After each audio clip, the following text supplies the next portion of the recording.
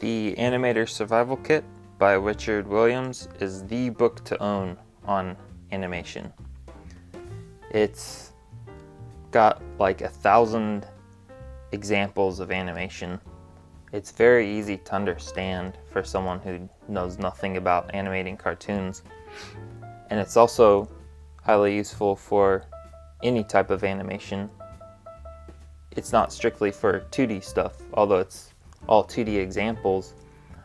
Many of the principles and methods of animation stay true across the whole spectrum of animated styles, be it stop motion, CGI, whatever.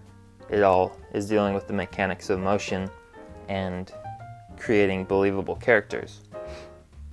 So the style that this book is presented in is very conversational in tone, and it feels like you're just sitting in a room with Richard Williams, listening to him tell you how to animate things in real time. There's, like the first 40 pages is all about the history of animation and his experiences working with people like Ken Harris and Milt Kahl. And then the rest of the book is all just how to make stuff move, but not just make stuff move in a robotic way, how to make things feel alive. And I didn't read this book until about the third year I was doing animation. I taught myself just by drawing on note cards, doing a straight ahead style of animation where you draw one picture after another and it just evolves into this sort of organic mess. So this book introduced me to pose-to-pose animation, where you have keyframes that you draw first, and then you add the in-betweens that connect the key moments together. And also it introduced me to the idea of walk cycles, which I had completely avoided because I thought it looked way too confusing. But he breaks it down into a formula that makes it a lot more manageable. And in fact, the whole book is built upon the idea that animation is a lot of really simple things being done one at a time to build up this complex whole. But the individual components are pretty simple. And there's a lot on walk cycles actually, because it's probably one of the hardest things to animate, because you don't just animate a character walking.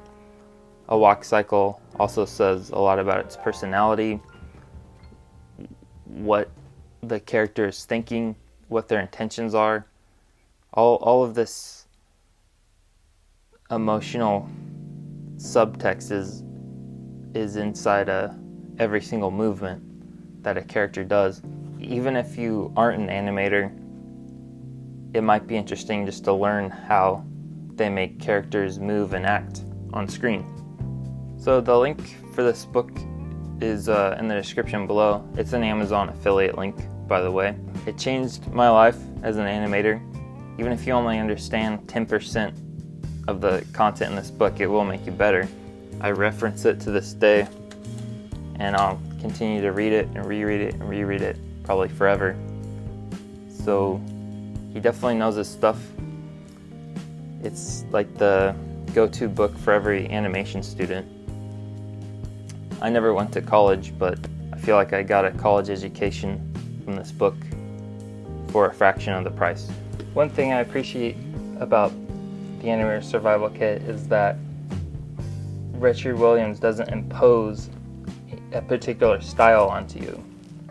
The drawings are fairly rudimentary, although they're anatomically correct, but he's not pushing like a classic Disney style or like a 1930s rubber hose style or some surreal, more limited 1970s psychedelic style.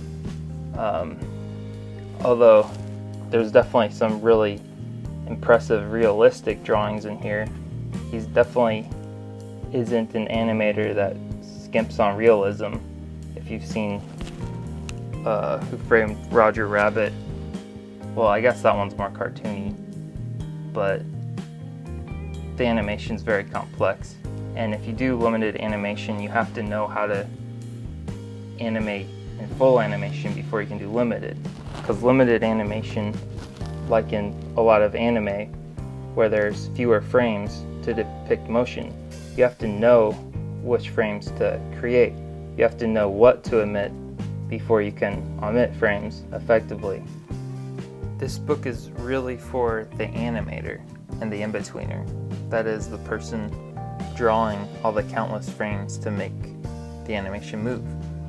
There's not really that much on directing, except for towards the very end there's a chapter just outlining some of his personal thoughts on directing films, and there's virtually nothing on background art, which is a very important component of animation because you have to understand how your characters move in relation to their environments, and there's nothing on color theory or which is important for animation because you have to make sure the colors of the characters don't just blend in with the background.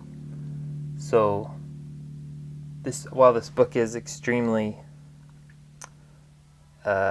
helpful and covers virtually everything you need to know for animating in terms of making things move, it isn't an all-encompassing book teaching you everything there is to know about animation because it is an extremely broad field.